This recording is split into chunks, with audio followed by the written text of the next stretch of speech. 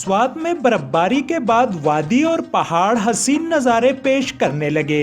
कुदरती नज़ारे देखने के लिए मुल्क भर से सयाहों ने कालाम और मलम जब्बा का रुख कर लिया।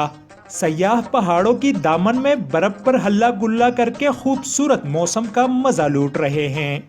सयाह इन हसीन लम्हात को यादगार बनाने के लिए खूब सेल्फियां ले रहे हैं। मेरा नाम अस्का है और मैं लाहौर से आई हूँ।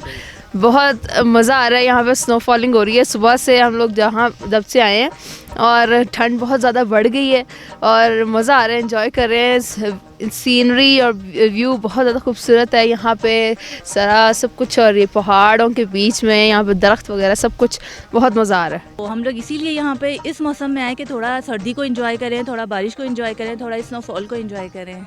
कुदरती हुस्न से मालामाल जन्नत नज़ीर वादी सवात में जब बर्फ पड़ती है तो महसूस होता है कि रूई के सफेद गालों से हर शे ढक गई है। Muzaffar Shah, MP news, Swat.